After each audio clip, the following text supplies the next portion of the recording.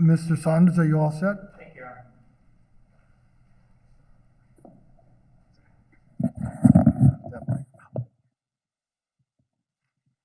Good morning, ladies and gentlemen.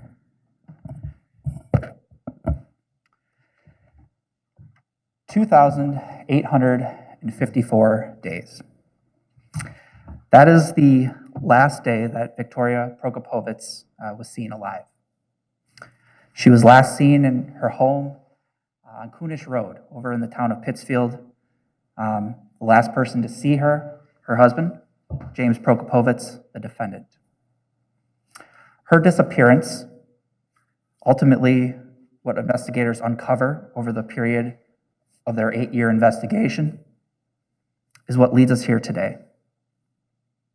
You'll hear a lot during trial about Vicki, who she was. She was a 59-year-old woman, mother of 3 children, 2 daughters, Marcia and Stacy, a son, Wes, or Wesley. She had several grandchildren. She was born, raised in the Brown County area her entire life, left the state on just a few occasions. She had various jobs. She worked as a secretary, a waitress, in a nursing home, in the deli at Super Ron's Market in Pulaski. She cared for pets, enjoyed baking, making crafts. Ultimately, she married the defendant, Mr. Prokopovitz, in 1989, and they were married for 24 years, until Vicki disappeared 7 years and 10 months ago. This case, why we are all here today and in the next several weeks, is a search for the truth of what happened to Vicki on April 25th, 2013. Again, myself, Attorney Lemkuhl, we represent the state of Wisconsin. This isn't a civil case where we represent Vicki or her family. We represent the people of this state and the people of this community. We work with law enforcement. You'll see seated at council table, Special Agent Jay Yergis from DCI, Sergeant Roman Ehrenstein from the Brown County Sheriff's Office. They were the 2 main case agents throughout this case who worked this investigation for the past 8 years.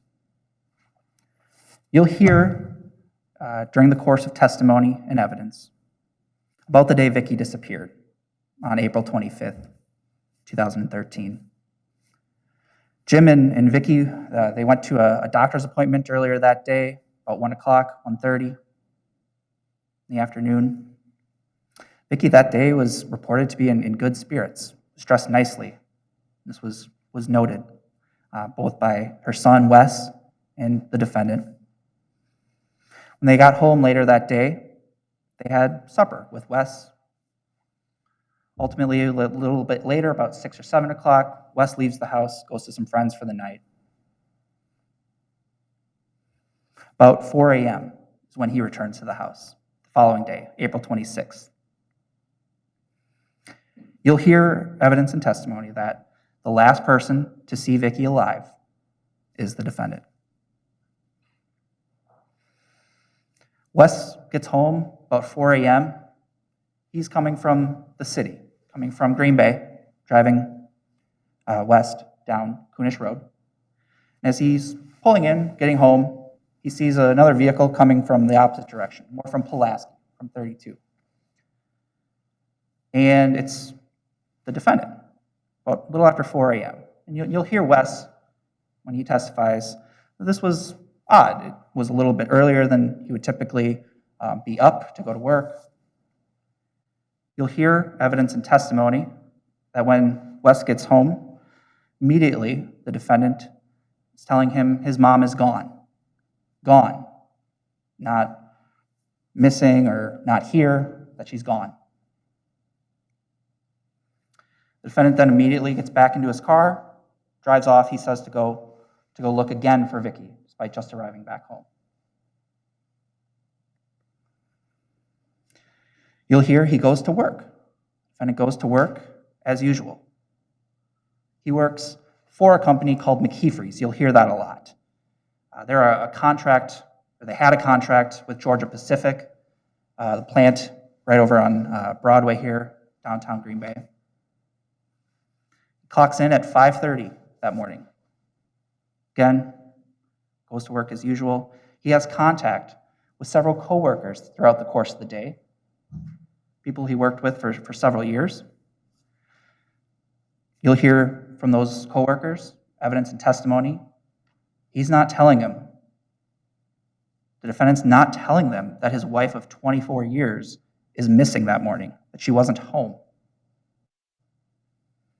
You'll hear from the coworkers that some found out days later through other people. He also does not report it to law enforcement that morning. Not until he returns home after work. About 1 o'clock that day on the 26th, he calls law enforcement, reports Vicki missing. Full 10 hours after first arriving home. You'll hear evidence and testimony that officers responded that day and began, at that point, what was a missing persons investigation, not a homicide investigation. Officers immediately begin searching the area. Jim had told investigators Vicki was wearing a stacked heel shoe that morning. That was a shoe that was missing from the home. You'll hear Vicki was not walking long distances at this point due to some physical issues that she had. It's dark at night. So many of the things that are important to Vicki, tangible items, her purse, cigarettes, her cane, dentures, driver's license, phone, all left at the house. She didn't drive, she didn't have her own car. Again, was not walking long distances. So investigators look in the immediate area of the residence. And it's the town of Pittsfield. It's a rural area. The residence they lived in, an old farmhouse, so there's some outbuildings on the property, fields, open fields, creek that kind of goes by the residence. That same day, searchers with canines and officers who arrive on scene search the area, do not find Vicki. Over the course of the next 8 years, you'll hear from numerous members of law enforcement, of Vicki's family, random citizens, other search organizations, search throughout this area for Vicki. They search the Mountain Bay Trail, which runs through the back of the property. Dozens of volunteers, people on horseback, searchers using canines and cadaver dogs, using sonar equipment to search nearby quarries. Drones are used to search the expansive fields in the area. Investigators also took other avenues to try to locate Vicki, some sign that she was elsewhere. You'll hear that phone records showed barely any contact with another person, very little contact. Again, no vehicle, no credit cards to her name, didn't have a lot of friends or neighbors that she was close with. Officers checked local hospitals, medical facilities, called local taxi cab companies to see if anyone was near the Coonish Road address. They search Interpol databases. They search contact with law enforcement in all 50 states. No contact with Vicki. No trace of her over the past 8 years. You'll also hear testimony and evidence that during these searches at the house, again, searches where random citizens were showing up to help find Vicki, you'll hear that the defendant did not assist in those searches. You'll hear he, in some occasions, sat in his recliner and was drinking beer. You'll hear that he continued to go to work as usual that day that he found out she was missing, and the days that followed, continued to go to work as usual. The family started noticing this, noticing the defendant's attitude during these searches, that he wouldn't assist, that he wouldn't come out and thank searchers for helping try to find his missing wife. The weekend you'll hear after she disappeared, that weekend, Vicky's daughter, Marcia, is reporting that Jim's telling her he's going to get a U-Haul to come and get this shit out of the house, that he didn't need a place that big just for him. In the weeks that followed, the numerous searches that were done at the residence, searchers are reporting overhearing comments like this. You will never find her. She's not there. You're wasting your time searching that area. The defendant's own daughter, who you'll hear from, Lisa Masty, told officers that the defendant would express anger, that more searches were being done to try to locate his missing wife. Again, at this point, it's a missing persons investigation. You'll hear a lot of evidence and testimony throughout the next several days about Vicky's physical and mental health. You'll hear she was diagnosed with colon cancer in the summer of 2012, had a colostomy bag, ultimately had a reversal of that procedure prior to her disappearance. But due to that, she would use a walker at times, would use a cane to get around, was not walking as usual. You will hear that Vicky had bouts of depression, that she consistently over the years saw psychiatrists. There was not, and you won't hear, evidence of a long history of suicide attempts. You'll hear about 2 instances, none since 2003, 10 years before her disappearance. You'll hear from her psychiatrist who worked with her for several years, most recently in the summer of 2012, just a few months before she disappeared, that he didn't consider Vicky to be suicidal around the time she disappeared. The defendant himself telling investigators he believed that Vicky appeared to be in good spirits that day.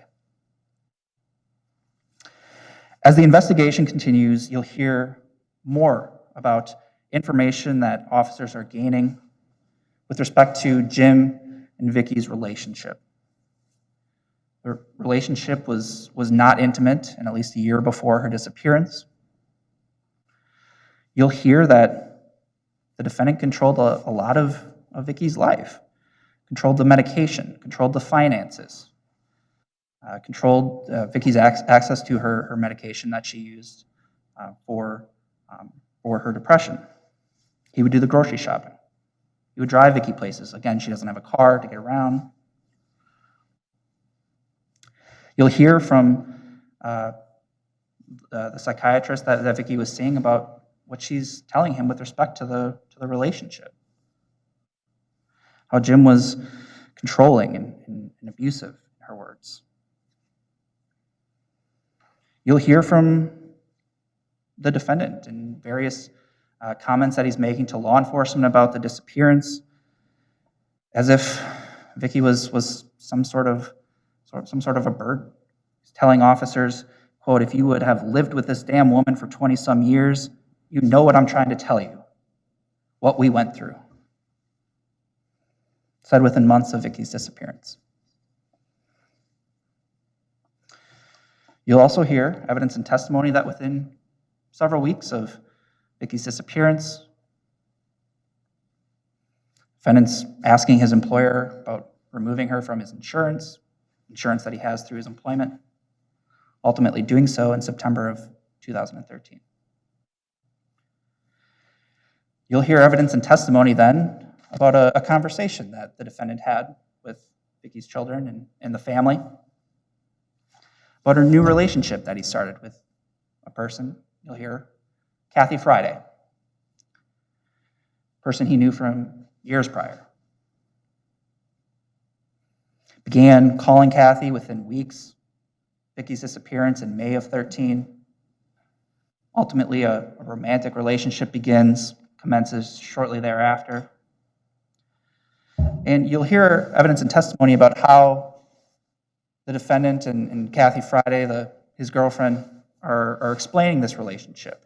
That it was a chance encounter in Wittenberg at a casino over in the middle part of the state. Happened upon each other. They were both dealing with, obviously, the defendant having a missing wife, and this relationship starts, and that is how this came to be. They tell this story, you'll hear, for years. They tell it to Sergeant Ehrenstein, they tell it to Special Agent Jurgis, to family members. Ultimately, they tell it under oath during a hearing relating to this investigation. You'll hear that officers spent a significant amount of time attempting to verify this version, as it was relevant to their investigation. They're trying to find what happened to Vicki. You'll hear evidence and testimony that Kathy and the defendant ultimately did testify in a hearing and maintained that this Wittenberg casino story is how they met. You'll hear Kathy admitting to getting a second phone so they could communicate without her family finding out about it. You'll hear that the defendant admitted to lying to police for years about how he met Kathy, how this relationship started, admitting that this casino story, them randomly coming into contact with each other, was a complete farce. You'll hear, during the course of an interview with law enforcement, the defendant admitted to being involved in Vicki's disappearance. Quote, "Okay, I'll tell you. Okay, I'll admit I killed her. I killed her. There, I killed her." Before retracting that comment a few moments later.